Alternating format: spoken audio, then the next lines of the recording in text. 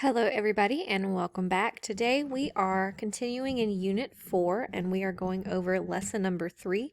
Today we're going to be talking about water resources and the potential threats that there are that exist to our water resources. We're also going to be talking about eutrophication today, which is something we've touched on in the past, but we're going to look at it a little bit more in depth. This lesson shouldn't take too long, so please make sure that you've downloaded your interactive notebook pages for the day and you are filling them in as we go along. So there are different threats to our water supply. Now, when we talk about fresh water, that's water that we can drink. It does not have salt in it. You can't live without it, okay? We have to have water as humans. And then our human demands for fresh water are enormous because we don't just drink it, we also use it to bathe, we use it to, wash our clothes, wash our dishes, we use it to water our plants. So we have very many different uses for water. So groundwater that we learned about yesterday is what supplies most of this water. So overuse is a threat to our water resources. So that just means that we are using the water at a rate faster than it can be replenished. So an example of this is with the wells where we overpump the water table and we create that cone of depression where the water table lowers and we cause wells to go dry. So if that groundwater is pumped out at a rate that's greater than the recharge rate, so when we say recharge, that just means the precipitation, the rain, is adding more water, then the groundwater supply will decrease and the water table will drop. Subsidence is a problem caused by excessive withdrawal of groundwater.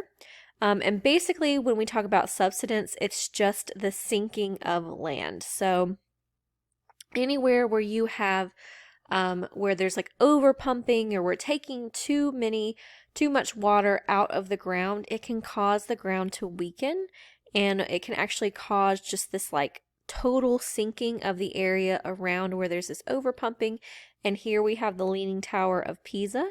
And so what this is showing is the ground beneath here became soft and it was, resultant of subsidence, and then this tower just started to lean. And then unfortunately in this picture here, we do have a house that is being completely drawn underneath the ground because the land started sinking because of this excessive water withdrawal. Water pollution is also an issue. So when we talk about pollution, pollution is an undesirable state of the natural environment being contaminated with harmful substances as a consequence of human activities. So pollution is something that we are contributing to our world and to our freshwater systems.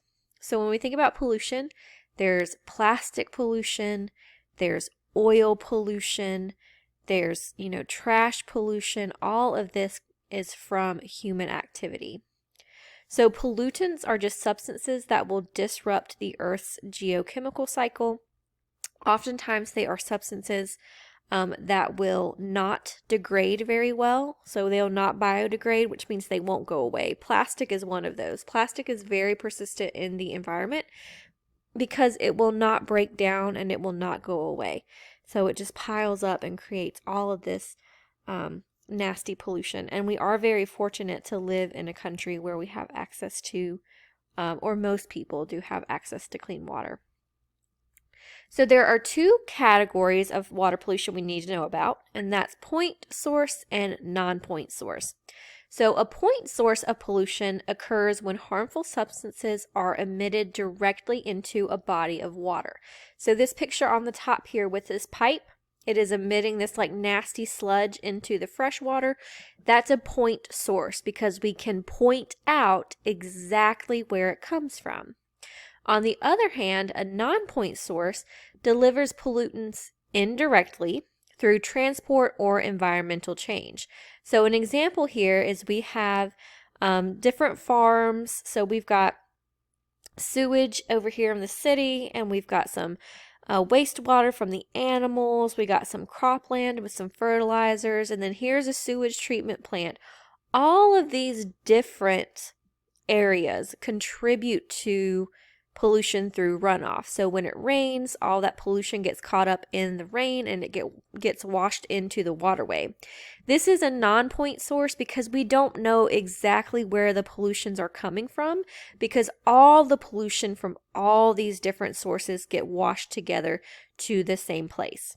Okay, so point source, we can identify exactly where it comes from, and non-point source, it comes from multiple places and we can't pinpoint exactly where that particular pollution comes from. So the most common sources of groundwater pollution are going to be sewage, industrial waste, landfills, and then agricultural chemicals. We do put a lot of chemicals on our agriculture in order to help prevent pests from destroying our crops.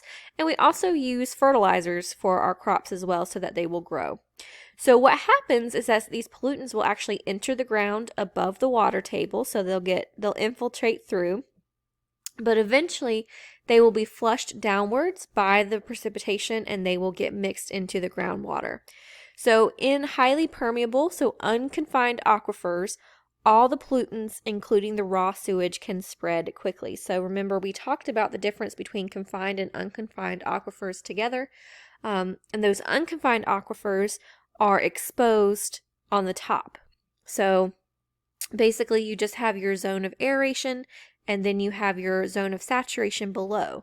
So that means when it rains, the rain can infiltrate, percolate directly into the ground and recharge the water table. But what that also means is that if there's any pollutants, it can also freely move down as well.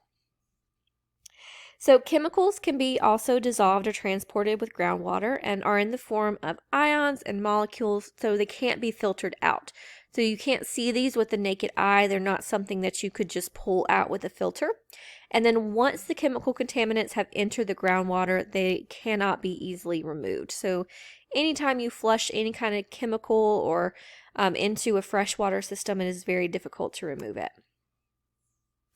Lakes undergo change from pollutants, and this is going to be the last thing that we talk about today.